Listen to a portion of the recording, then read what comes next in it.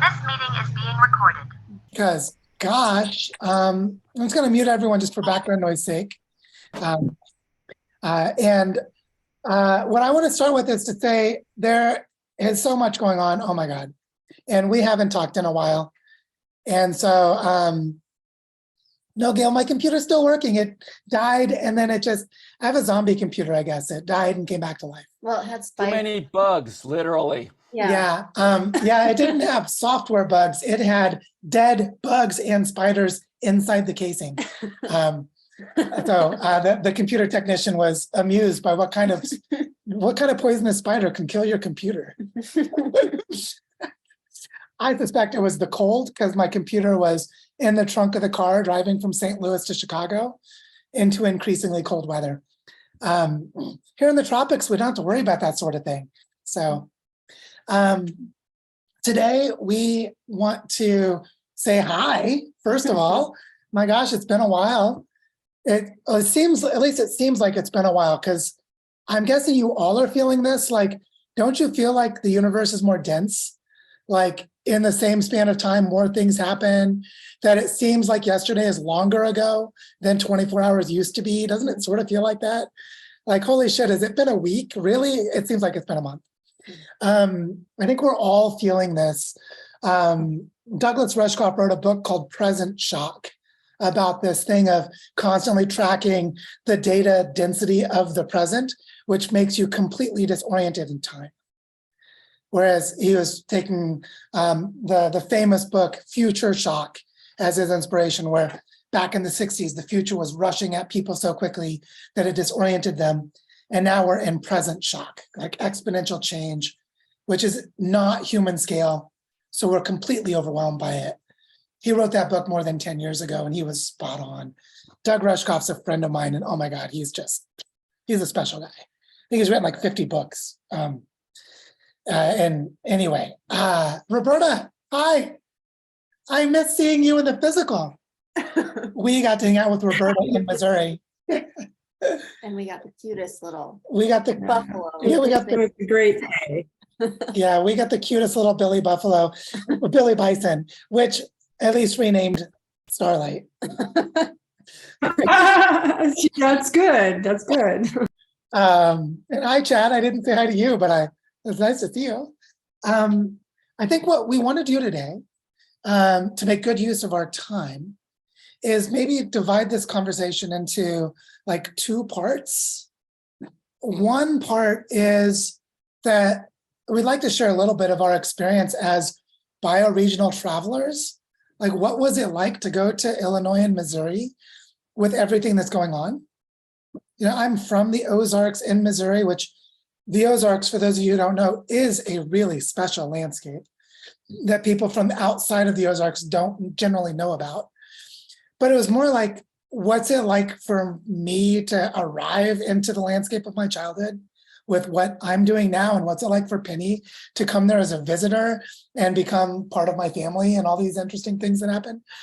How weird it feels to be in Chicago suburbs, thinking that we're connected to Toronto because we're in the Great Lakes, and like something that's happening. And we wanted to talk a little about that. We would like to have some time to explore what is emerging with the work that Jonathan and Victoria they're holding dialogues within Earth Regenerators around the Great Lakes in preparation for our visit to Toronto and to New York. And Brian and Susan are doing a lot of work to prepare for our arrival to Toronto in a few weeks. And then we have many of you in the Driftless region who are here on the call. We talked briefly with Rachel yesterday about how you guys are self-organizing things in the kind of Wisconsin, Minnesota areas of this other part of North America. And we have a call this afternoon with the Cowichan Valley folks, organized by Claire, about the Salish Sea Cascadia space, that big realm, which I lived in for a long time, living in Eugene, Oregon, and Seattle. And what I feel happening is, I feel North America is setting its game pieces on the big chessboard. Like, the Central Rockies in Colorado, connecting downstream into New Mexico, and we can feel the Colorado Basin. And then the Great Lakes region, there's something going on with Toronto, with New York, with the Driftless region. There's something there.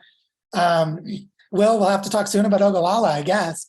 Like another major land feature of the North American continent.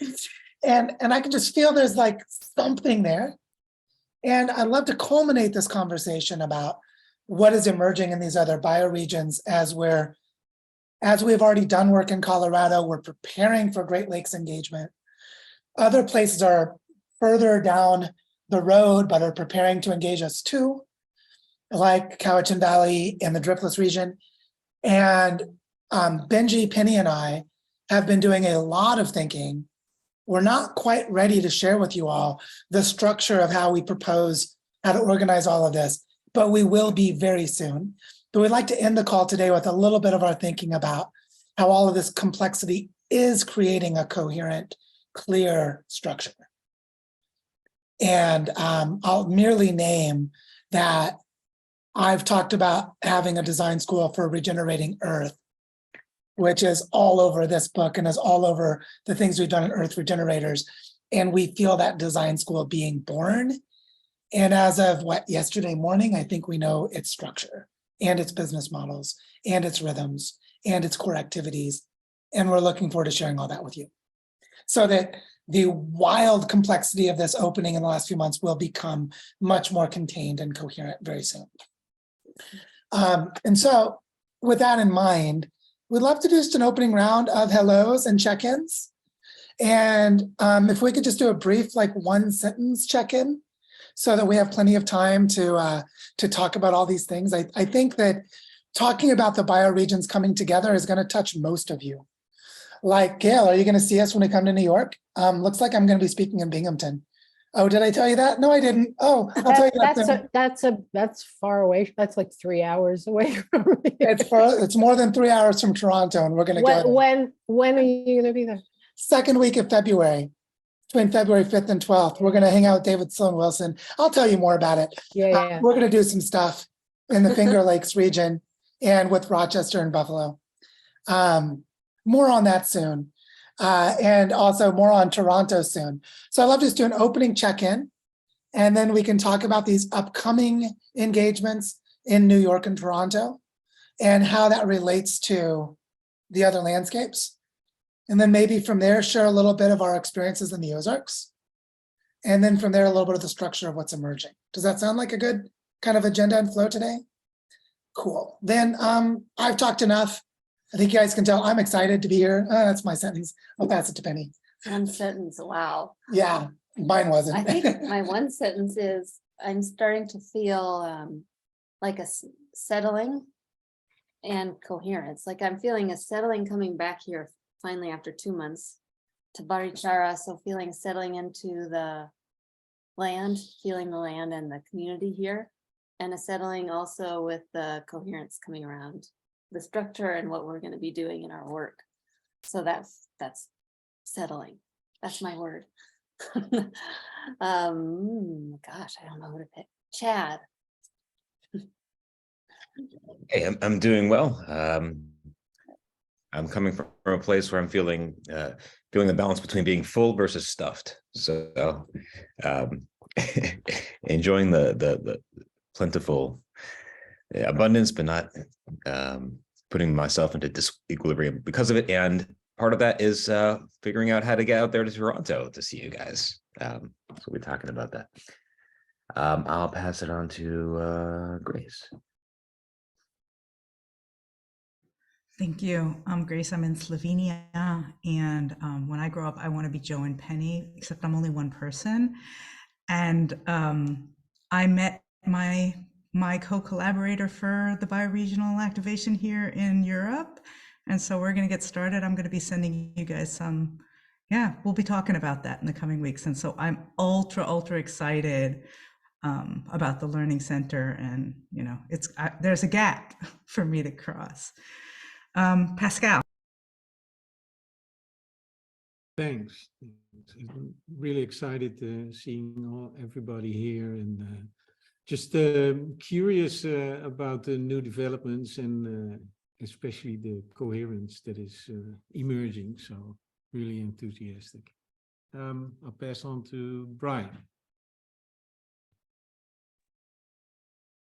Hi, Brian Pupa, Greater Toronto Bioregion, and feeling the complexity of the bioregional weaving that we're doing right now, and feeling the excitement growing for Joe and Penny's visit at the end of the month. I'll pass it along to Tyler. Hi, everyone. Yeah, I'm doing pretty good here. I'm, emerging out of my stay in Barichara. And yeah, it's exciting to see what's kind of around my area, especially near in the Driftless, where there's just a lot going on. And it feels like, wherever you look, there's always something there. So I think that's kind of inspiring. So I'm feeling pretty good. I will pass it to Gail. Thanks, Tyler. I'm thinking about connections. One is Joe. I had a long conversation last night with someone Tom Atley. Tom and I go back a long ways, and we reconnected in a little webinar thing he did last night. So that was great. And I'm wondering if you were able to connect with Nicaragua. So let me know what's happening with that. I'll pass it to Claire.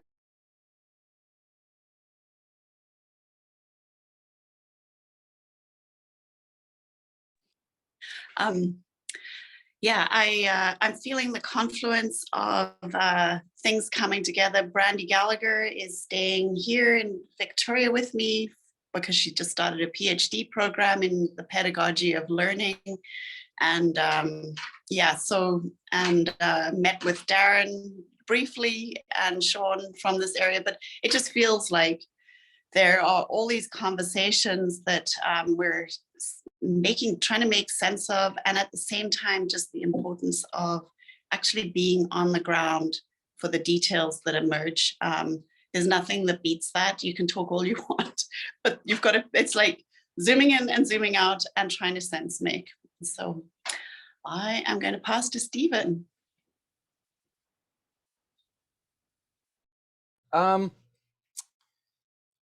I'm excited and the heat is getting turned up as it gets closer to February 1st when I give him my notice, and I have no clue where I'm going. No, I didn't say I have no clue, but I'm not certain on where I'm going after I move out here. Some things are up in the air and to be determined. I will pass to Benji. Hey, thanks, Stephen. Things are kind of up in the air for me too at the moment, but I'm sitting in the sun and it's like January 11th, and I'm with a bunch of people who I find deep resonance with, so I feel pretty golden. I'm not too worried about anything. And I will pass to Will. Hey, hey, I'm Will. I feel a little bit like like a little bit schizophrenic. I still have like my day job and I have these priorities, but they are really silly, and the law is just makes me very angry. And then we have this work, like the refi region work, which I think is really meaningful. And so I'm trying to balance that, and I want to quit my day job. Brian, have you gone?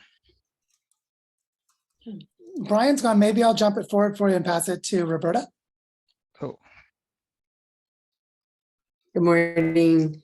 I am a little sick, more than a little sick actually, and cough most of the night. But I'm super excited because I also got invited to develop an experiential learning course for a local river. And I only had 24 hours, so I put the course descriptive together and somehow I pulled it off. So yay. And I'll pass it to Ricardo. Buenos días, buenas tardes. I'm Ricardo. I'm calling from Venezuela. Glad to be here and, wanting to, just begin this cycle. Many things happening in my life about the place where I'm going to live and spend most of my energy and time. So, maybe expecting to get some windows and some lights from this community, probably. Thank you, and I pass it to Evan. Hello, good morning. I'm calling from the Driftless bioregion, and I am feeling there's a lot going on, and I'm just really grateful to be present for it. Both stuff in my life, projects I've been working on are kind of coming together, and part of this greater project that we're all working on, which is really amazing. I'll pass it to Rachel.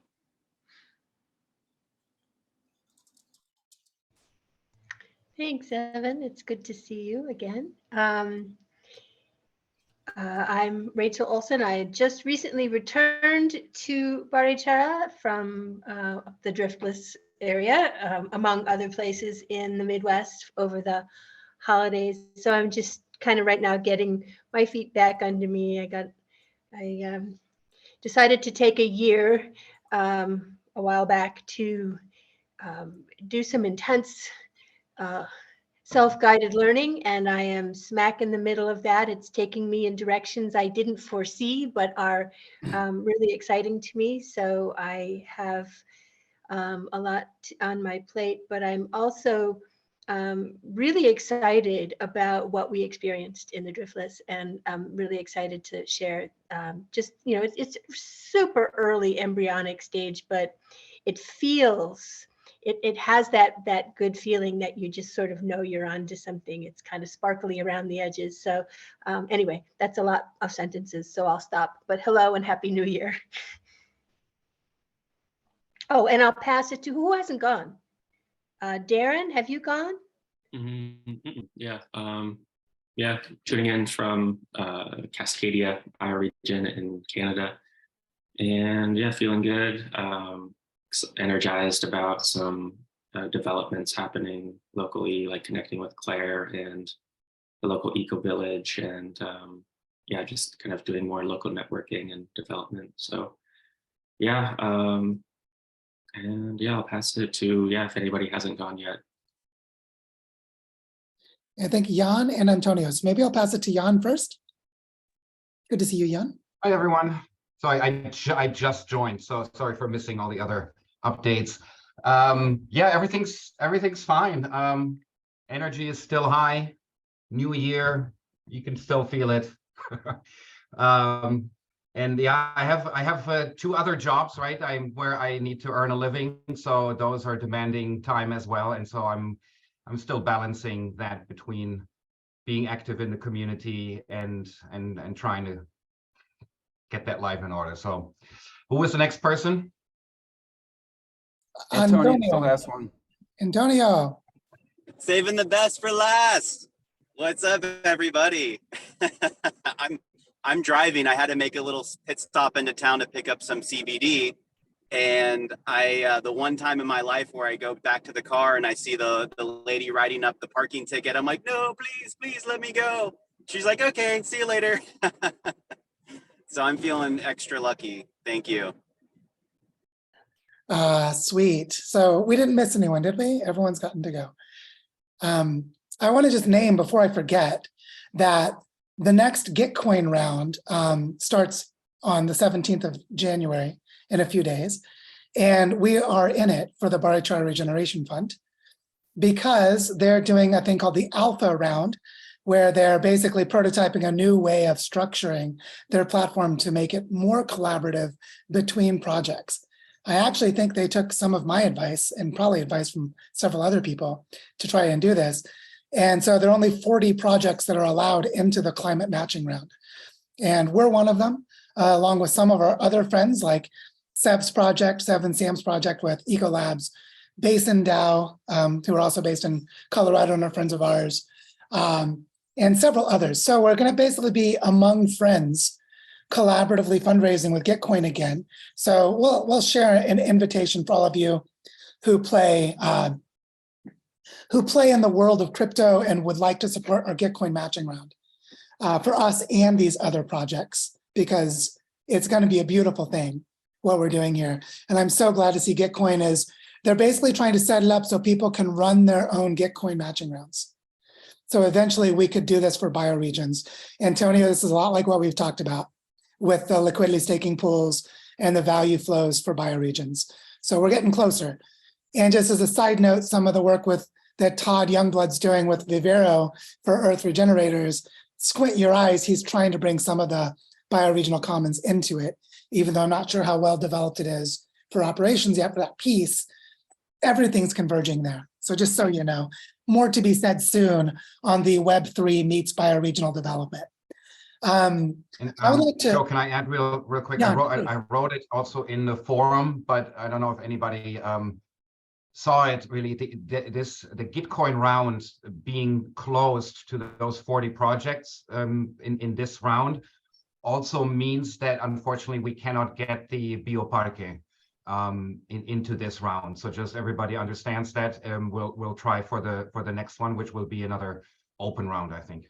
Thank you, John. And also the money we'll be raising will include money going to the Bioparque. But yeah, thank you for naming that, because I know the Bioparque is dear to so many of us. Very dear to me, oh my gosh. Very important place. And what I'd like to do now is spend a little bit of time, maybe for the next, gosh, we're already at, we've gone 25 minutes, is for the next maybe 20 minutes or so to talk a bit about what is emerging between these bioregions. And I want to start by naming that we did an accidental experiment. When the reason I traveled so much in the last 2 months was not for bioregional activators, it was because Penny was not allowed back into Colombia and I missed her. And so that's why I went to Colorado twice. That was what shaped our decision to go to Chicago and go to Missouri and see family, was for us to find creative ways for Penny and me together and do productive things. And that's why I put out a call on Facebook a week before going to Colorado, the beginning of November. Would anyone like us to come? And by sheer luck, we visited 4 bioregions in 8 days. By sheer luck. That was not like a brilliant strategy. It's just who invited us to do things. Oh, there's a group in Denver, a group in Boulder. That's the Front Range.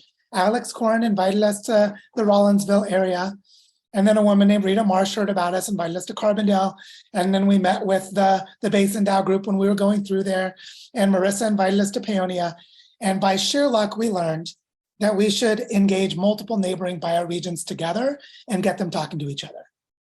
We weren't thinking that way. We just stumbled into it, and it was so damn brilliant in hindsight that we just started naming it and doing it. Like, wow, that really worked. And so that's why when Brian and Susan invited us to Toronto, even though, Jonathan and Victoria in Rochester were not ready for us. They hadn't invited us. And we just reached, but they had said, we'd like to bring you sometime. And we just reached out to them and said, hey, you guys in Rochester, you're not too far from Toronto. Would you want us to come? Because, we get it's tentative. And that's starting to shape this Great Lakes conversation, which Jonathan has now hosted 2 really awesome Great Lakes conversations in Earth Regenerators.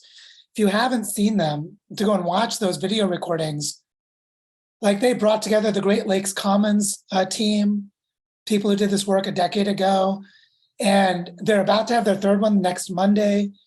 And we're now prototyping, again, by accident, how do we prepare to arrive into a network of neighboring bioregions? We're practicing that because we were invited to Toronto. And somehow, the Finger Lakes became an organizing principle. For those of you who don't know, the western side of New York has these scars of glacial, cleavages into the landscape that created the Finger Lakes. It's absolutely incredible geologic structure. And it's very much connected to Lake Ontario and to the boreal forest to the north, but it's a different bioregion. And we have friends in Buffalo, which is where Niagara Falls is, for those you don't know. And these are sacred places with a very strong interconnected web of bioregional governance. Some of you have heard of it, called the Iroquois Nation. Like the peoples of this part of the planet created the model of the US government. I'd say the part that's good, like the tripartite government was modeled on the Iroquois Nation. And so these things that are really interesting to notice. And so what we'd love to do is spend a little time talking about, like inviting Brian to share how they're preparing to welcome us into Toronto, and to talk a little bit about how we're feeling our way into New York. Penny and I just had a really awesome call this morning with Pro Social World about forming a formal partnership with the design school we're creating. Talk more about that at the end. But when we're in New York, we're going to spend time with David Sloan Wilson. Penny and I have been invited to stay at their house. I'm going to give a talk at the Evolutionary Studies program at Binghamton, which is part of the SUNY system, the New York State University system. And we can feel something emerging there that for us connected so profoundly to our time right on the edge of Lake Michigan when we were in Chicago going to the Field Museum and the Shedd Aquarium. From Shedd Aquarium, you look out the windows and it's like 20 feet to Lake Michigan. And we're like, how do all these bodies of water relate to each other? And oh my God, it's like 20% of the world's fresh water supply is in the Great Lakes. And so this is a huge, huge like planetary asset. It's like if you think of World Heritage Sites for ecological functions, the Great Lakes should be right beside the Amazon and no one even knows. Another one that's really big is the 37,000 glaciers of the Himalayas, which are the source of water for 40% of the human population right now, including most of India and China. And like these things, these are World Heritage assets, but we do not know how to see them. The Ogallala Aquifer is another one, which I know Will works a lot with. If people knew how to see the world in a planetary way, they look at the Great Lakes as like 20% of the world's fresh water. 200 million people live there. They're polluting the shit out of it. It's a really big challenge. And so we're going to enter into this network of bioregions. And what we want to explore is these different levels. What does it mean to enter a bioregion? What does it mean, a landscape? What does it mean to enter something like Toronto, a metropolitan area? It's how ridiculously complex it is to be in one of Canada's largest cities. And just to look at that. And so for Brian to share a little bit of how they're navigating that to invite us. And, what do we do? Most of it's unsustainable. Like, what do we do? And then to recognize that we're in this World Heritage asset that's actually a network of bioregions that prompted us to feel like we had to go to the Finger Lakes. Like for Penny and me to just like to touch the land, to say, what does the land say to us? As we're doing this work, if we're going to work in Toronto, we got to find a way for the Great Lakes to help cohere. And Jonathan Cloud has been organizing that and has had 2 great meetings in the last 2 weeks, prompted by us saying we wanted to come to visit them. So all this stuff is sort of spontaneously emerging, and we just want to explore the pattern level. Maybe to begin, Brian, would you like to share a little bit about maybe what is it like for you to try to receive us in Toronto? That big mess. What does that feel like? Sure. We've just to give you the background for those who aren't aware, in 1992, David Crombie, former mayor of Toronto, wrote a groundbreaking report, which he actually called regeneration. That's 30 years ago. He used the term regeneration on his report. And it was looking at the Toronto waterfront. And he expanded the scope of his study, just not looking at the waterfront, but looking at what he called the Greater Toronto Bioregion. So he defined it at the time. There's this great mass called the Oak Ridges Moraine, which is north of Toronto. And it's a giant sponge that soaks in the rainwater, and rivers flow south and north from it. And then on the west side of the bioregion is the Niagara Escarpment, which is this very long geological feature from Niagara Falls going north. So he defined the bioregion, and his work actually led to the formation of this giant green belt around Toronto, which is safeguarded from housing development, urban development, and has farms and forests. There's numerous watersheds throughout this bioregion, and numerous conservation authorities that have stewardship over different watersheds. The biggest being the Toronto Region Conservation Authority, which covers, I think, around 6 watersheds around the city. So you've got a lot of different organizations, a lot of municipal governments, a lot of conservation authorities, regional governments, a lot of layers, and a lot of fantastic work that's been done since David Crombie's report. Restoration efforts here and there. Each conservation authority is doing different things. The city municipalities are doing different things. And then you've got numerous environmental advocacy groups of different kinds. So it's a very complex environment. So when you start networking and doing the bioregional weaving in such a complicated area, urban and rural, we're learning that the weaving work begins right at the start when you're contacting people. Everyone typically has their own trajectory in terms of their organizational goals, their projects, their mandates. And you have to start dealing with that at the start to help them look at the bigger picture and see where you can take it. Some people are already in the general headspace of this work, others are not. And so we prepared a very short introductory video, just over a minute, to give people a flavor for what 7th generation Greater Toronto Bioregion is all about. And I'll post a link to that video. It's not public yet. It'll go public shortly, but I'll post a link in the chat. We are also doing, we've laid in a series of different types of events while Joe's here to reach different audiences. So we have, I'll post our event listing in the chat as well. You can click on the link to get a flavor for it. This is a work in progress, still being finalized. So we're doing a couple of events for the general public, one in downtown Toronto and one in Markham, which is north of Toronto. We're doing 2 events for those involved already in regenerative agriculture, or those who would like to get involved, or conventional farmers, and others with an interest in that. One in the east end of the Greater Toronto Bioregion, one in the west end. We're lining up a couple of site visits for us while we go out those ways to get a sense of what people are doing. We've met some really interesting people in this whole networking, which it'll be great to introduce Joe to and to have some in-person discussions with. Then we're doing an event at a high school, 1 or 2 events actually, bringing young people together with older adults in the community.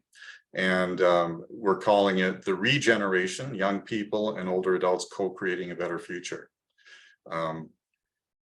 We're also doing events for municipal staff. We've connected with the City of Toronto, City of Markham.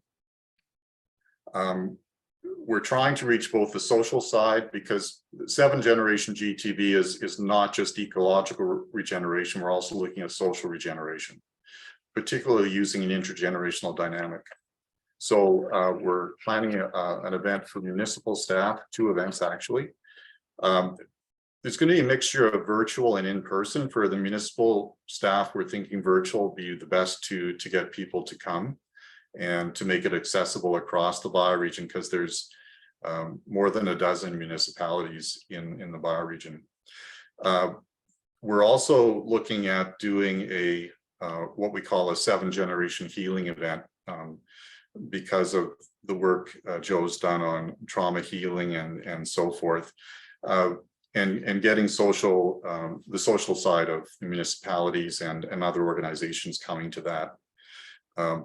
So that gives you a general flavor. Like I said, I'll post some links in the chat once I finish talking.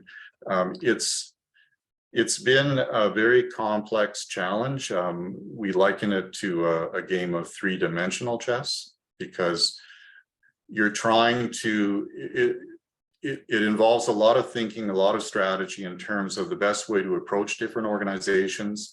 Who do we know that we can network to other organizations? It's hard to go into an organization cold unless you have an introduction. We were very fortunate just before Christmas, David Crombie, the author of that regeneration report, former mayor, former federal cabinet minister, he's now 86 years old, and he came up to the Cedars to visit with us for an afternoon. We brought in someone to film the interview with him, got a lot of behind the scenes about how he managed to pull off expanding a Toronto waterfront study to an entire bioregional study, and how it eventually led to the Greenbelt and so on.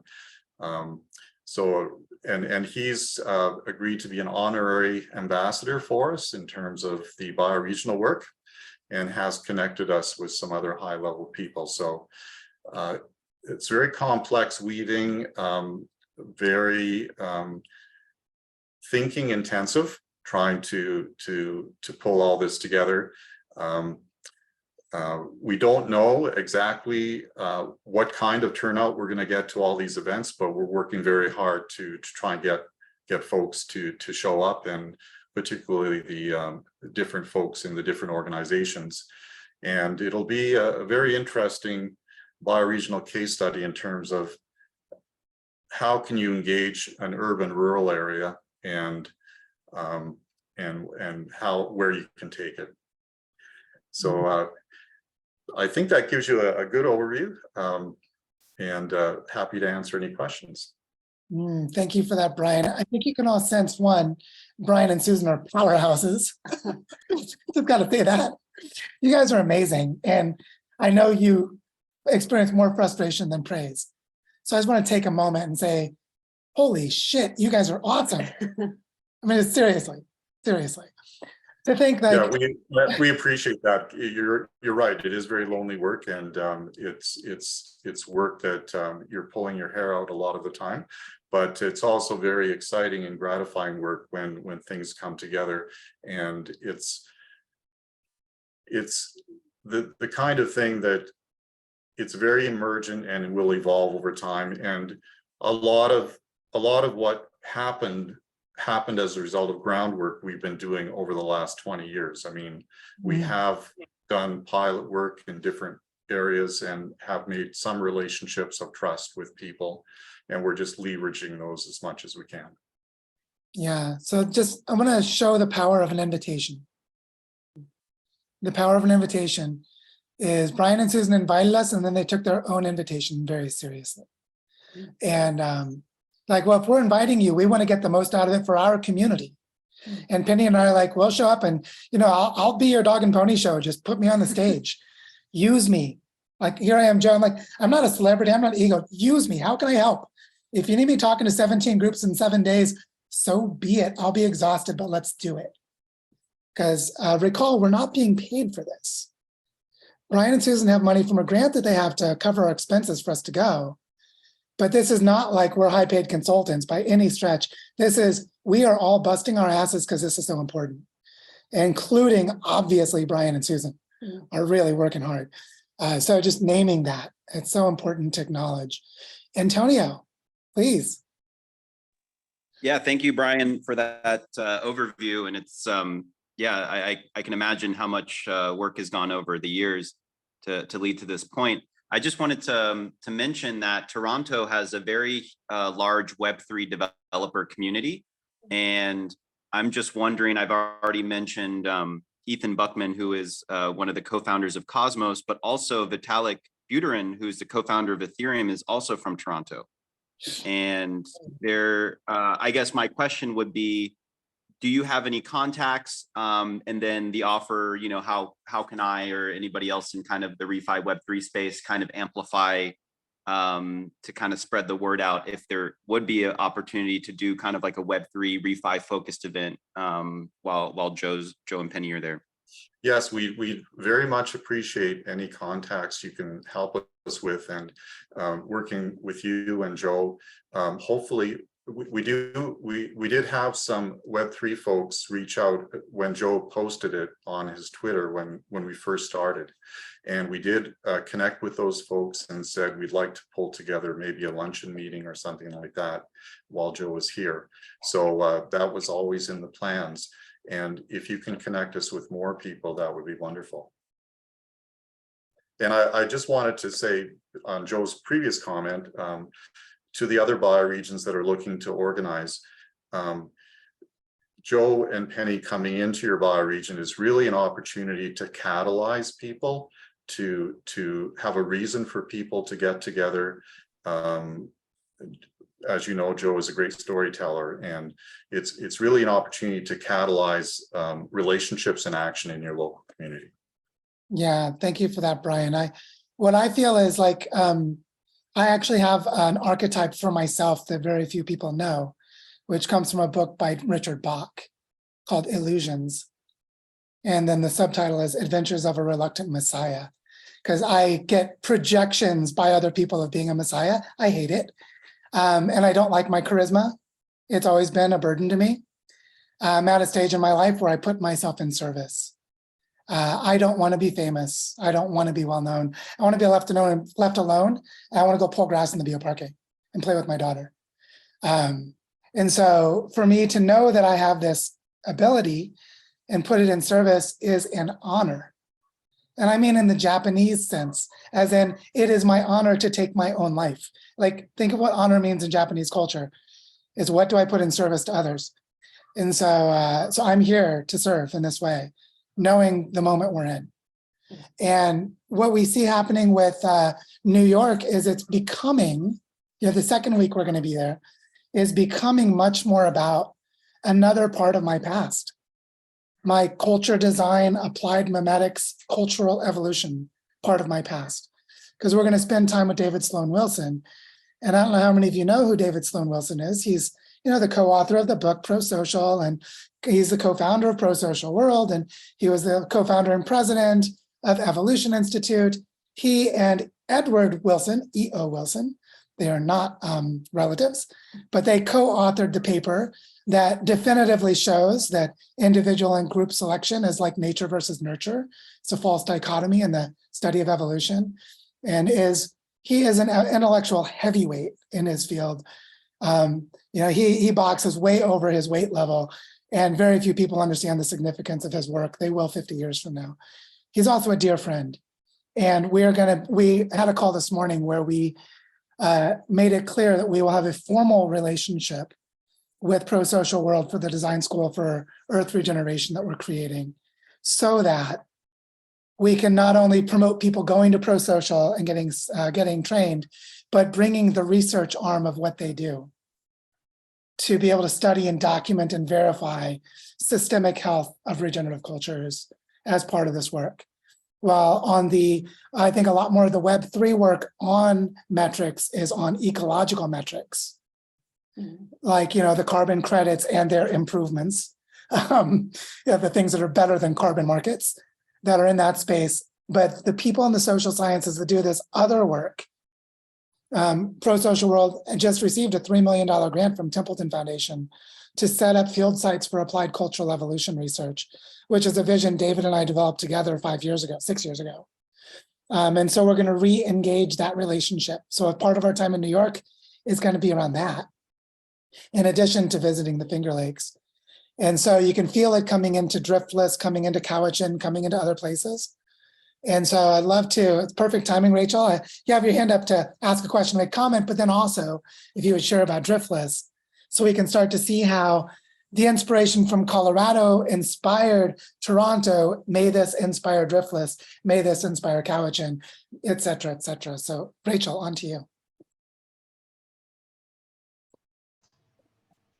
Thank you. The first thing I want to do is I want to ask a little bit about David Sloan Wilson, and this ties into what's happening in Driftless. One of the contacts that I've made there that I think is a very has possibilities for a very rich connection is with a guy named Jacob Hunt, he directs the Driftless Folk School and this emerging Thoreau College, which is part of this micro college movement that I didn't know anything about, but now that I'm learning about it, it's really cool. And I think it has the potential to really integrate and dovetail beautifully with the idea of ecoversity in that place. I mean, and he and I have talked about this, and he's very excited. And one of the things that I think he's sort of most intrigued by, and this brings me sort of full circle, is the pro-social piece.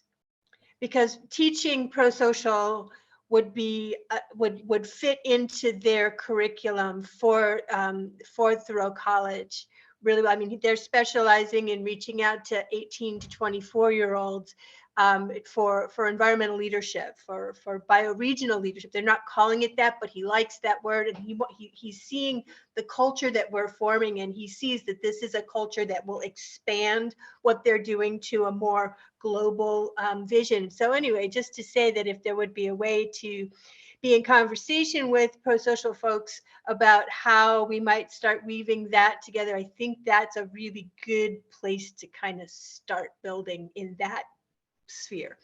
Yeah, I'll just comment that Pro-Social World has several great people. So Paul Atkins would actually be a good person to talk to about designing a university program, because he used to be a university professor. I mean, David, of course, was a university professor for like 40 years. I think David's role is a little different at the moment. He's sort of like the primary cheerleader and salesperson in a way of telling the story of pro-social, whereas Paul is much more in that program education design focus than David would be.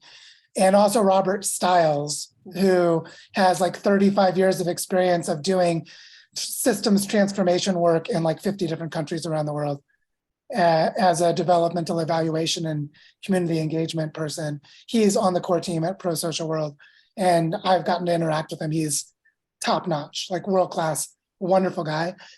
And so I just sense that probably starting with Paul, to say, Paul, what would it take to create a template of a university course in pro-social that could then be replicated in other places?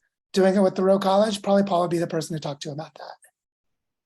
Okay, cool. And I see there's some stuff in the chat too that I'm going to want to look at. So Yeah. Thank you for that. And if you want, I can just say a little bit more about what's happening in the Driftless, but I actually think I'm not the best spokesperson for this. I think Evan and Tyler have had spent more time on the ground with some things, some really exciting connecting points, some weaving points that I think are people are interested. That is, and the Driftless has a long history. I mean, Jacob Hunt, the man I was just saying, his family has been part of that region. They settled there in the early part of the 19th century. So I mean, he's got deep roots, and it's always been different. It's like kind of like Barichara. It's a community that's always been progressive, surrounded by these very traditional kind of farmers, but this particular area, for whatever reason, has always been a little enclave of people who have a little bit different way of looking at the world. So I think, and it has a very distinct geographic and bioregional identity. So I think that makes it a very good candidate for what it is we're trying to do, and that there are people there who have been in not quite the same. We're bringing a different vocabulary. I think we're bringing a sort of an updated version of some things, but the folks there, they get what we're saying. And I think that's really cool, because that obviously, from my experience anyway, doesn't happen everywhere. The other piece that I think is especially exciting is that I believe there's a role that we can play that no one else is playing. And I think we have to be careful not to come in, even though some of us have lived there, not to come in with this sort of, hey, let us tell you how you should, run your life. That rarely goes well. But the piece that we're seeing that may not exist there is this sort of larger vision, this overarching kind of connecting resource that will help all these various different long-standing regenerative efforts become more aware of each other, to share resources and share information. Joe and I, you and I talked about the Silicon Valley group and something like that, where you organize an opportunity for for leaders all across the region to gather, periodically, to share stuff with a specific agenda for how to move the whole region forward, and to keep lines of communication open. So and also the idea that there could be a resource foundation as well in that, fundraising, so that we can help. I mean, one of the best ways to get people's attention and to get them excited about what you're doing is to, be able to, bring something of value to the party. So anyway, that's all I'm going to say. I would love for Tyler and Evan to talk maybe specifically about some of the cool connecting points that are there. So I'm going to turn it over to whichever one of you wants to jump in first. Dibs. Yeah, I guess a place to start is what is the Driftless? Back during the Ice Age, the whole Midwest was covered with glaciers, but there was an area straddling the Mississippi that was unglaciated. And so when these glacial sheets receded, they turned the rest of the Midwest into a flat, fertile zone, but missed this area straddling the Mississippi River in Minnesota, Wisconsin, Illinois, like northwest Illinois and northeast Iowa, and leaving a really unique landscape and ecosystem, including some endemic species that are really that don't exist anywhere else, that have been around since the Pleistocene. This all happened in the biologists call it Pleistocene Plateau. But it's an area of really beautiful kind of rolling steep hills and smaller rivers and creeks and streams and valleys, and it's just lush and beautiful. But it's also distinct culturally too. It's a little bit remote. There's bigger cities. Platteville, Madison is kind of on the border of it. La Crosse, Prairie du Chien, and Dubuque, where I live, and then over on the Minnesota side, there are a few as well.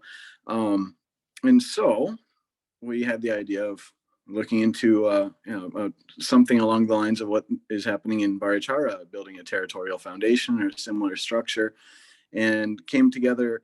I guess first, my background with the Driftless, beyond living in Dubuque, I guess, and working in the nonprofit world, came like a lot of things with projects connected to this general idea through serendipity. I was looking up Rudolf Steiner and found out about the Steiner Christian Community Church. And I thought, well, Steiner sounds like a cool guy in this church. It's kind of like an offshoot, radical Quaker type, Unitarian type church. And but the nearest congregation was in Viroqua, Wisconsin, a place I'd never really heard of, but it's like a little hippie town that in the middle of what Rachel referred to, kind of some more conservative, traditional farming communities that have, and they were holding a workshop where a man named Robert Karp, who is, he was instrumental in building the local food movement several decades ago and has decades of experience in nonprofit development and consultation, a lot of it through the lens of this Steiner Waldorf school, but system, but more generally in permaculture, regenerative agriculture. And he's a founding member and leader in this Thoreau University that Rachel referred to, as well as an organization, a nonprofit called Threefold Driftless. Threefolding is a Steiner thing, but basically creating bioregional systems, different vocabulary, different language, but same ideas and underlying spirit. And so I went to the founding meeting of this thing called Threefold Driftless, where a visiting lecturer named Seth Jordan, who works with Berkshires and community currencies over in Massachusetts and New York, another serendipitous coincidence, small world, right? Happened to be a visiting scholar, and they're talking, how do we create a bioregional project? And I just went there out of, I'd never met these people, but that was my introduction to Driftless. And also, before I ever knew what bioregions were, this project where they're talking about making community land trusts, fundraising, connecting networks of nonprofits, and they're really well established in the area. And Robert Karp ended up being, he's a consultant on my cryptocurrency donation platform that I'm building. And randomly, he was my mom's boss. He lived in my hometown of Ames and was the leader of a regenerative agriculture nonprofit called Practical Farmer. Small world, right? But anyway, so Tyler came down and visited, stayed with me in Dubuque for a couple of days, and we went, and Tyler can talk more about this, but we went up and visited Viroqua and connected with a few nonprofits and regenerative farmers there, and got the chance. We were invited to present about the Bioregional Regeneration Project to a small group of people that are already working in regenerative projects in Viroqua and in the Driftless area. And we've made kind of a working group, and we meet pretty regularly on Zoom. And then shortly before New Year's, we met for 3 days and kind of created a working document on Driftless Territorial Foundation, or whatever we're calling it. And I think that the vision, one of the parts of the vision, is we'll be hosting some kind of event sometime around the summer solstice in June, where we'll be inviting both local nonprofits, small businesses, farmers, and Web3 people. And of course, you are all invited to come. I'm trying to think of any other things I missed, I guess. The last part that I would add is that people, it'll provide, Tyler can talk more about this, but I think storytelling and communication and creating a narrative is an important part of this work. And like Rachel said, people in the Driftless already have this identity. You see bumper stickers, and there's lots of businesses and nonprofits that have Driftless in their name. For example, you just connected with Driftless Market over in Platteville that sells locally made farm goods, and and there's a Driftless Foundation that works on mental health and suicide prevention up in Whitewater or La Crosse, I think, and so on. Many nonprofits, many of whom are environmentally focused, water conservation focused.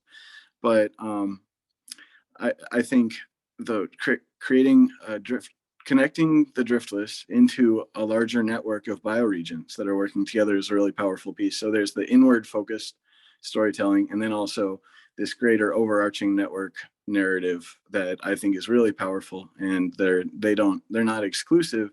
They work together and synergize. And but we're getting a really good feedback from the nonprofits we've reached out to already, and are in the stage of sort of mapping more people to do outreach to. And Tyler can tell you more about what we did both when he visited in the beginning of December, and then when we congregated as a group before New Year's, if you want to talk, Tyler.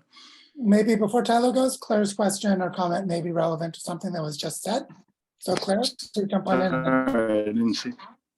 No, I'm on Yeah, it. well, I think it's relevant to everyone's. I just wanted to say, I often see that inviting the artists, finding out who the artists collaboratives and theater groups and what have you, just making sure that they're in the meetings. We don't nearly use the artists enough. And actually the invitation is like recognizing someone's value and role, and that they have a role to play. And I don't think that's validated enough. And we need to reignite that relationship. It's not nearly and that's the storytelling that, yeah. I could not agree more. And a funny connection that, well, when we were talking in the group chat, what exactly are we doing?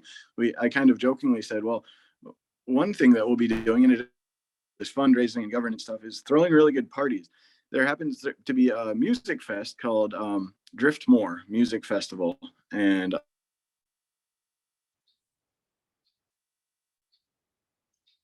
Oops, Evan, your audio cut out there for a second. of people, huh? Your audio cut out for a second. Weird. Anyway, there's a music festival that we'll connect with. But anyway, yeah, thank you, Claire. That's super important. Bringing the artist in to tell the story and channel it from lead into gold. All right, Tyler? Yeah, Tyler, what would you like to share? Yeah, I mean, I think Rachel and Evan covered the big parts. I mean, my perspective is, I mean, this is really, it's a very key area because, I mean, one thing you have, you're in the Midwest. I mean, this is like, it straddles 4 states. It's right, the center of it is right with the Mississippi River. And you just have, I think I was looking this up, right? I think it has the highest concentration of farmers co-ops and small scale farms in the country. And you know, I've done a bit of a mapping project. I found over 30 projects, and you can just keep finding more and more, but there is a tremendous amount of small scale regenerative activity there. And it's really centrally located. The largest organic farming conference is held there. The largest, I think, Organic Valley, which is I think the largest farmers co-op in the country, is also centered in the region. you have a lot of the infrastructure really kind of already there. You have not just the regenerative agriculture, there's co-ops, and there's alternative education, and there's art groups. There's so much already there built on this culture that, I think a lot in the 60s and 70s, there's a lot of back to the land people that moved in the region. And this town of Viroqua, where we went, is really, in my mind, as far as I can tell, is sort of the center of a lot of this activity in the Driftless. So there's a lot already to work with. And there is an emergent sort of identity or understanding of Driftless, this sort of larger group or whatever. But one thing I noticed as we were talking to people is that everyone was kind of, as far as I could tell, I mean, I was only there for a bit, but everyone was kind of doing their own thing, and they're resonant with what we were saying, but nobody was really thinking about making a bit like a more of a meta narrative story, or like a meta movement of sorts of groups of people that we were all really kind of doing the same thing. And I think providing that sort of structure, which I think bioregionalism does so well, everybody we talked to was very excited, very resonant. When we were presenting to that group that Evan mentioned, everybody was really on board. And I think there is a need, and there's a desire for some sort of collective identity forming throughout all these disparate but very much related projects. So to me, it's really like, it's fertile ground for this bioregional stuff for sure. And I think it's really key place. It's a very unique bioregion. I mean, like Evan was saying, there's endemic plants and things that are like, it's the only place there is, and it's unique in the Midwest. I've lived in the Midwest my whole life, but this Driftless it's very different. It's hills and valleys, and it's very beautiful. So I just think there's a lot of work here, and it's really exciting. Yeah. Quick comment before passing to Stephen, that I always find that the projects locally are fragmented and not organized. And that's partly because it is someone's job to convene and integrate them. And that is what Common Land calls the landscape partnership and the landscape team. This is a major missing piece. And Rachel very briefly alluded to a conversation we had about Silicon Valley back when I studied regional innovation economies. One of the poster child examples of how to do it is Silicon Valley, which created a nonprofit called Joint Venture Silicon Valley, which creates an annual State of the Valley report that maps out the economic development and economic needs for all of the major corporations of Silicon Valley. It is not an accident that happened. That was an orchestrated higher level cooperative endeavor to create pre-market development, to basically develop the space for markets to form. Silicon Valley, those neoliberal deregulation people, used a cooperative nonprofit called Joint Venture Silicon Valley, which they still use to this day, to map and guide the evolution of their innovation ecosystem at the scale of the entire regional economy. That is not an accident. And so that was the example that Rachel alluded to say that creating this focus on the larger economy or the larger region is a recipe for success. And it's largely unknown to people, even though it's so obvious once you say it. So we need to get to that in people's minds. I gotta jump in. Joe, I have a story that will make you very happy. You said you aren't seeking fame. I hate to break it to you, you're already famous in some circles. So Tyler and I went to this presentation being put on by the Valley Stewardship Network, which is a environmental conservation. They have a lecture series being put on by a farmer named Peter Allen, who has a farm near Viroqua called Mastodon Valley. And he's a systems theorist who studied food systems and back like through stages of history. And at the end, he gave a presentation about permaculture and grazing and returning to ways of raising livestock that work with the environment. And at the end, he said, it takes a village. We have to come together. And I went, yeah, how are we going to organize a village on a bioregional level? And he goes, well, I haven't really thought, no one's really doing it on the bioregional level, except there's this one place in Colombia called Barichara. And I was like, hey, funny story. That guess where we came from, and the last thing that I would like to share is part of this workshop. The Steiner people are very in tune with what they call the subtle realms or spiritual realities of the world, the part that we can't see or sense with our five senses. And there was a segment where after we shared our concept, we sat quietly for a couple minutes, and they shared the images that came to them, and some of it was just so beautiful and uncanny how well it aligned with what we've been working on. People shared, it's like a flock of birds that's about to take off and they're rustling, but about to go and then fly around but the one that stuck out to me was one guy, this Seth Jordan fella from Berkshire's.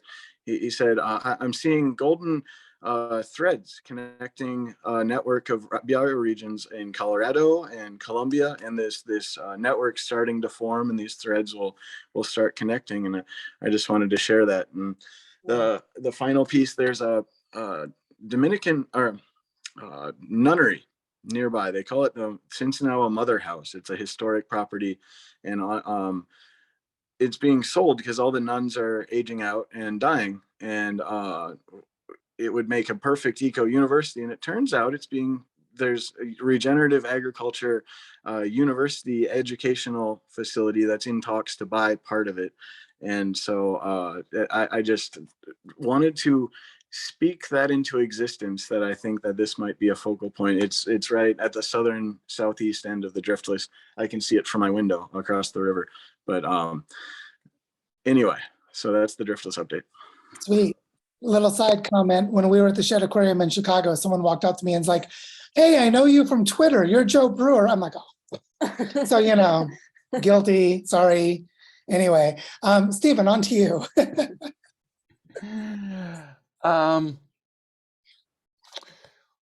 Wow. I'm so glad this call has turned into a sharing of regions rather than the Joe Show. I'm just blown away. I mean, I've heard, people talking about Driftless for a couple months, well, since refi. I'm like, what's Driftless? What's Driftless? So I hear a little bit, but now to hear Tyler and Evan and Rachel share about that, I know hope can be a charged word in this community, depending on who you talk to, but right now, that's the best way to say it. Gives me hope for the future. So I'm so glad to hear, and just watching the weaving start to happen. Claire, thank you for bringing in the artists. That just goes over my head because don't consider myself one, even though I participate in the arts and stuff. There's just so much, and as in my conversations with Brian, originally I was possibly going to go to Toronto, or I had offered to go to Toronto and help bring Nora's Warm Data Labs to the event. There's just like so many things that can be going on at these events. There's no shortage of what can be done to bring people together and to cooperate, bring people together for rallies of a celebratory kind rather than rallies of a protest kind. And this is just so heartwarming. Yeah, I want to just share, I'll keep it brief because I'm going to talk a lot about it in the Baricho updates call tomorrow. But for me to return to the Ozarks, I haven't lived in the Ozarks since 1995. I've visited, but to return to the Ozarks as the Ozarks, not to return to Southwest Missouri and all the meth and domestic violence and all the stuff. No, to return to the Ozarks. Like the first thing we did was we drive across the bridge on Interstate 55 into St. Louis, and Penny and Elise are like, "Wow, that arch is so much bigger than I thought. We have to go there," because the Gateway Arch in St. Louis is a pretty cool piece of architecture. And you could feel us entering the Ozarks. And an hour later, we're in Merrimack Caverns. I wanted to go to Onondaga Caverns, but they're closed. So we had to go to Merrimack Caverns. It's a 16-mile cave with an underground river that you walk along to find a network of stalagmites and stalactites that'll blow your mind. And it's like, oh, this is the perfect introduction to the Ozarks. It's underground. It's developed over the span of the last 400 million years. And it's absolutely beautiful. And it's filled with secrets. And it's just like the people here. The people here are rugged and practical and grounded, and you've never heard of them. And so, so there was something about going to the Ozarks. And then we visited two places, one of them with Roberta and the other one with my friend Travis, because he lives in Neosho. We visited two fish hatcheries. both of these fish hatcheries that actually stock all of the rainbow trout for, I don't know, almost all of the United States. Like, it's insane. You go to Roaring River State Park and the Neosho National Fish Hatchery, they send fish 1,000 miles away in every direction. Like, it's at least half of the 48 United States. The rivers get their trout from Southwest Missouri. And the first fish hatchery is the one in Neosho, the first one in the United States history, established in the 1890s. And both of these fish hatcheries are fed by springs that come out of caves.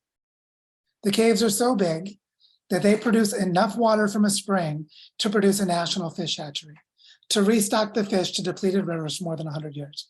And so to go into a place like that, with what I know now, with what I've done in Barichara in the last 3 years, to return home in a way that was, it's unlike any homecoming I had before. I'd written off Missouri. It's not where I'm from. I've given it up. And then to come back and find that these caves, these, this sandstone and this plateau that used to be a mountain range. Penny was laughing at us like, it's not a mountain range. I'm from the Rockies. I'm like, well, it was 500 million years ago. And the cave networks of Missouri, there are 7,600 registered caves in Missouri. And you just can't believe what's under your feet. You cannot believe it. Whole other world. And so to go there feeling this, and then I sat next to the creek that I grew up on, right on the farm where I grew up. That creek saved my life. So to sit there and realize, to watch Elise singing a prayer to the creek of my childhood, and realize that's why I went to Las Albercas, to bring rivers back to life with children. I didn't know. I didn't know that's where it came from. So there's something about how the land speaks to us when we listen this way. Places we know as well as the first 2 decades of my life. I didn't know how well I knew it.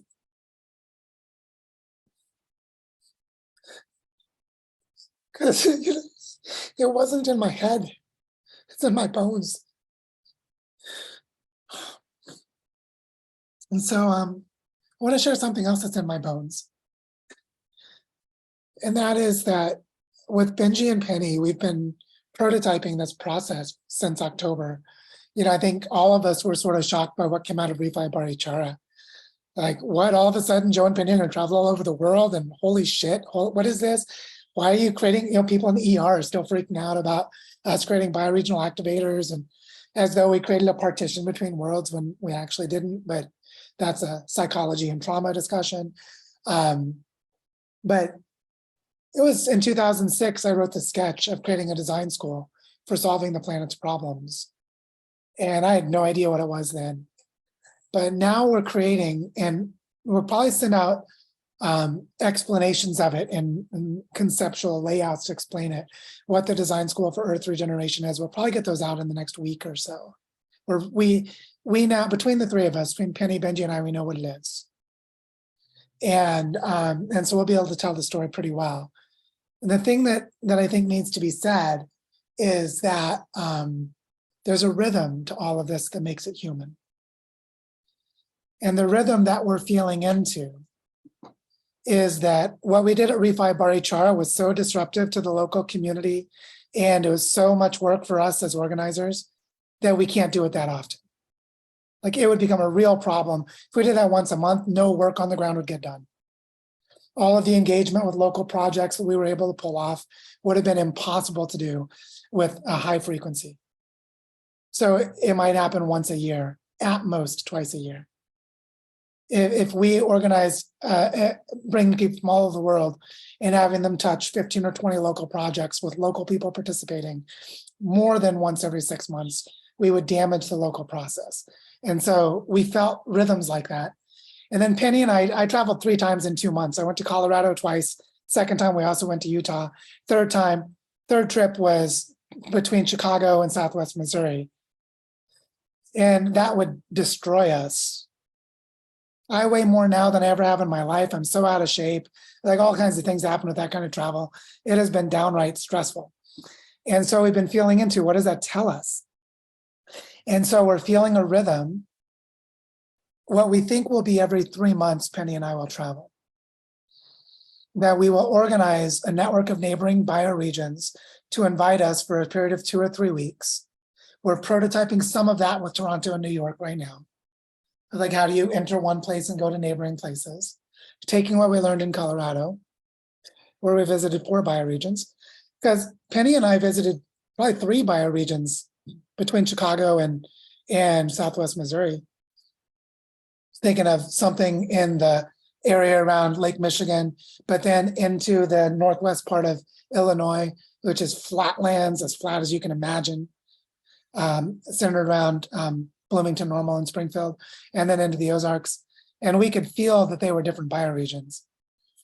And so, so we're working on a rhythm for how our travel will work and how we can build up to it with like 6 weeks or 2 months of lead time, and then a visit in 6 weeks to 2 months of follow-up, sustained by the kinds of activities that Benji's been doing in bioregional catalysts. And we also are finding that our revenue models don't support us. Penny and I are going to go broke really quickly, eating into our savings, doing all the work we're doing. We have grown our Patreon support from about $950 to more than $1,300 since the beginning of December, but we're going to easily spend double or triple of that just on travel costs.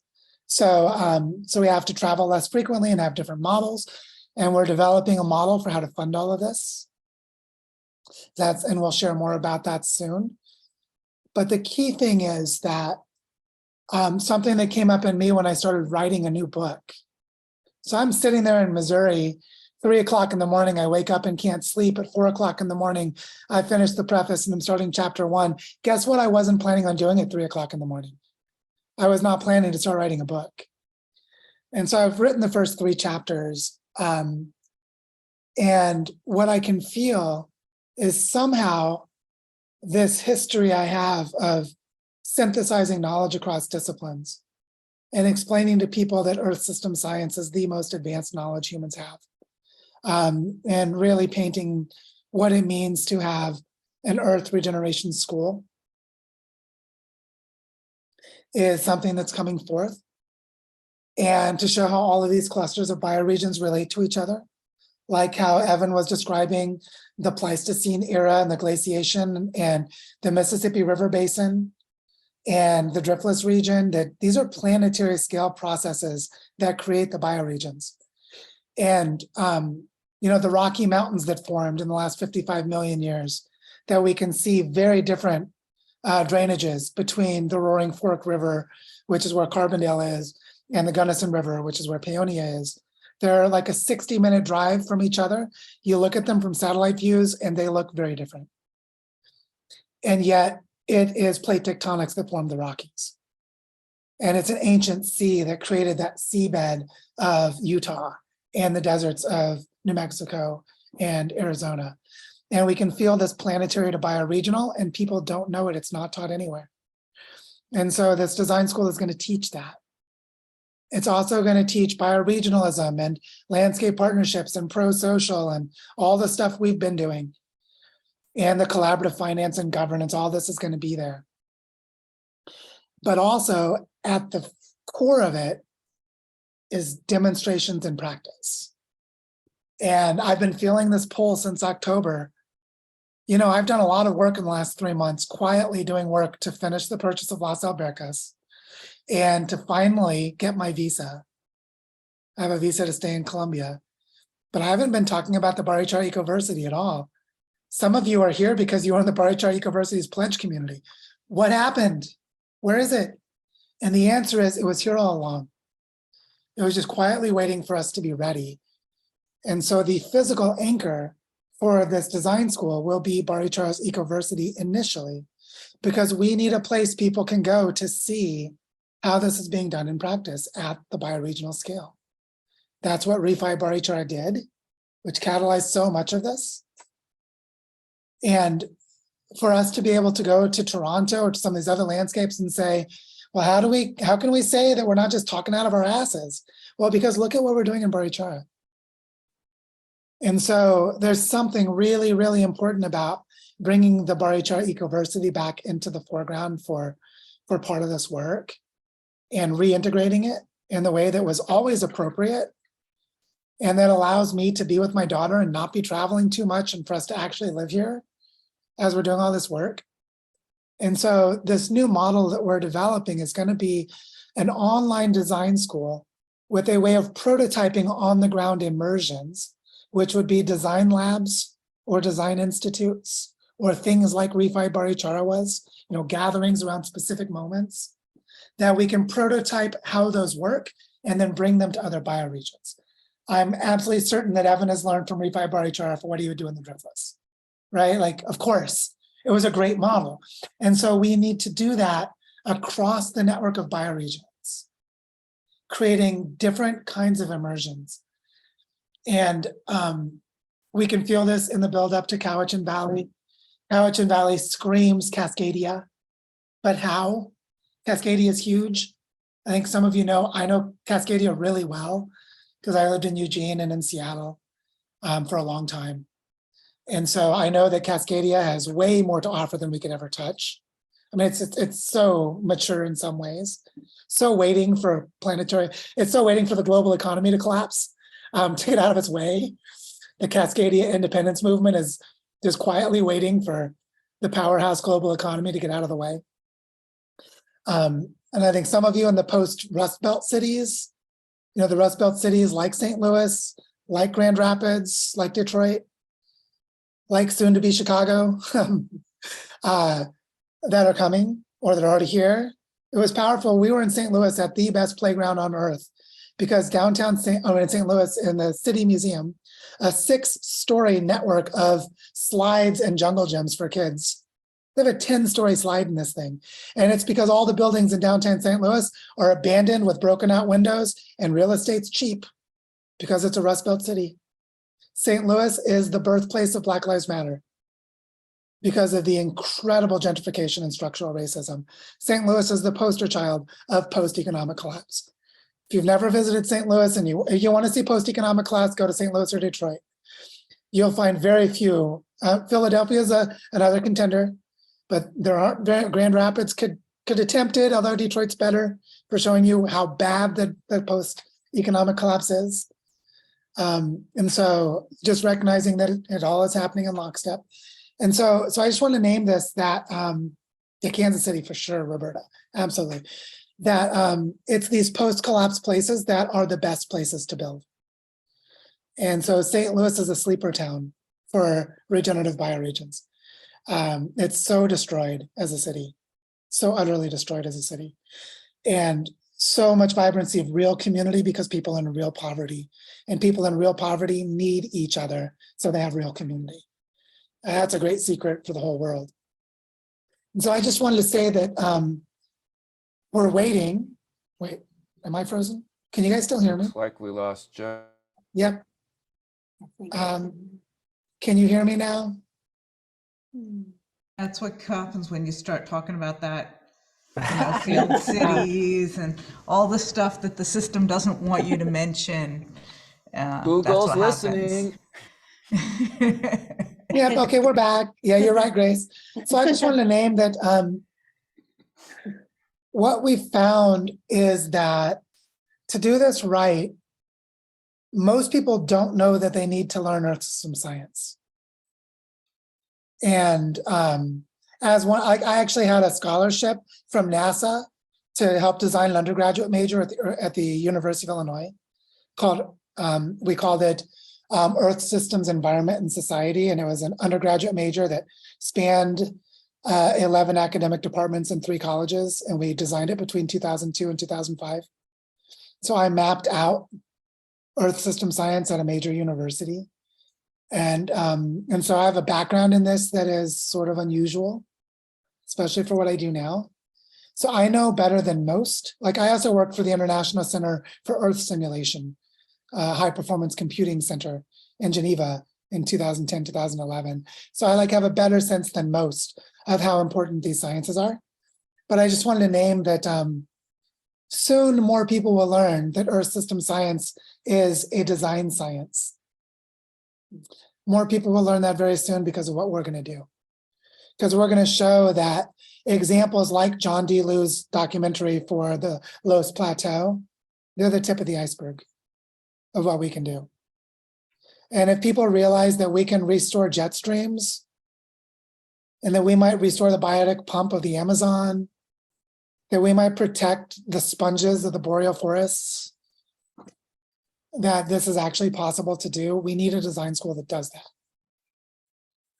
And that's what I think has intimidated a lot of people in Earth Regenerators. When I would give webinars and learning journeys and I'd talk about that larger scale, people didn't know how to hold it. But when we start holding the complexity of bioregions with all the concreteness of conversations like today's, people will see that we can go to the larger level. And that we have to, because the bioregions can't survive on their own.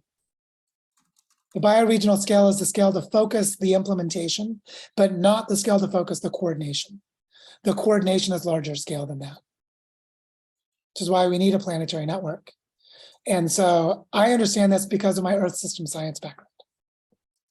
And so just naming that this is going to be coming, and we'll all see the significance of it soon. Antonio, please. Yeah, I just wanted to give a quick update on the Mediterranean situation.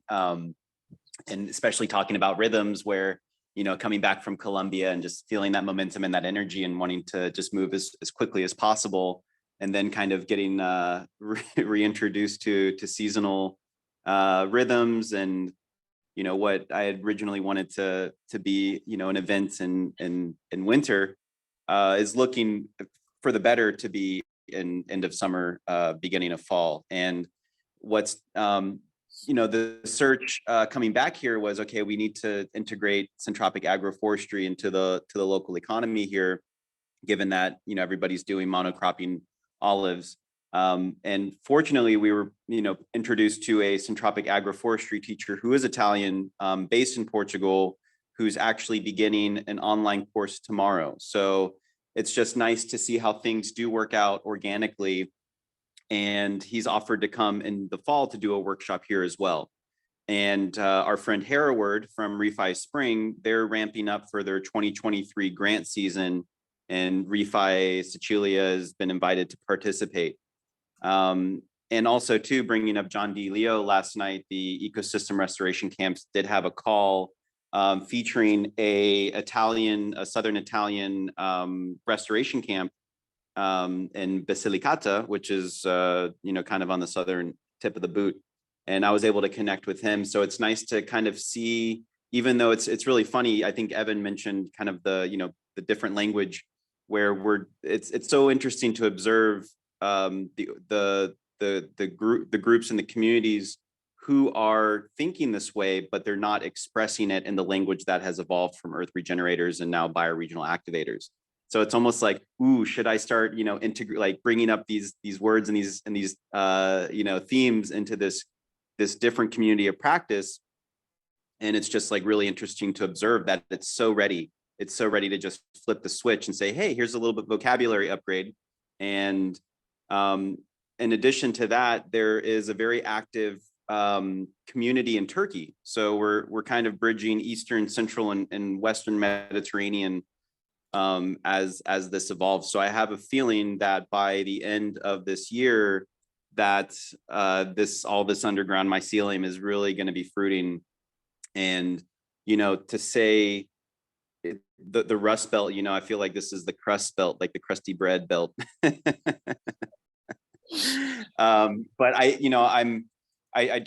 think we're all paying a lot of attention to the global geopolitics, and it's not looking great, which makes this work even more really important. And just really grateful to have this community here to be supportive. And Stephen, you mentioned it too, like to not have this group meet. I don't know when the last time we met, maybe a couple weeks ago, a month ago, but to have that kind of quiet time and now to appreciate that this community does exist and we're moving forward, and things are gaining steam, even though on the surface it looks like dormant. But yeah, things are coming along. So And also Darina, our dear friend Darina, she's actually coming to Sicily on Friday. She's going to spend 2 weeks here, kind of, doing a little remote work and diving into the olive production. So it's going to be really interesting to see how we can, bridge the carbon, cacao, coffee methodology into, olives and hemp and all these other things. So yeah, just really excited to see how things are naturally and organically moving. And even though, we want things to happen tomorrow, this is the process. This is a journey. This is a lesson. So just want to say that really, really grateful and happy for this community. And yeah, just super excited to see what 2023 has in store for us, because it's going to be wild. It is going to be wild. One thing I just want to name before closing, or in the process of beginning to close, because I know we're at time, is that we are forming like official relationships with Pro Social World and Common Land Foundation. And the idea is to establish this design school with them as like partners and figuring out what that means, which will be a process to figure out what that means.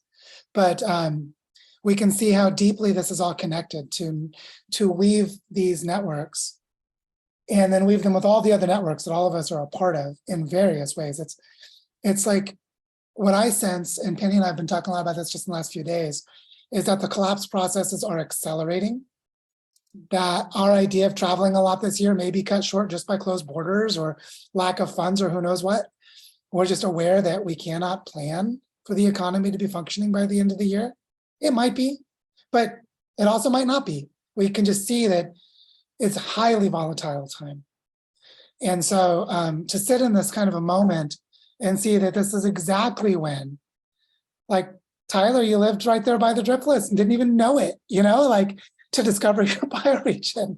We're like, okay, if you can't fly, you could bike or horse or whatever. You could take rails to trails across a good part of Driftless without fossil fuels and stay at people's houses and stuff. And like this actually, even these seemingly scary scenarios could be a breath of fresh air.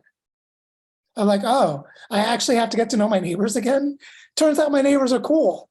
And so just recognizing that it's a really turbulent time, but we're holding this vision because we feel like it's sort of like it's now or never. Like we have a very short window of time to get this done. And we're just taking that very seriously for our part. We understand how serious it is.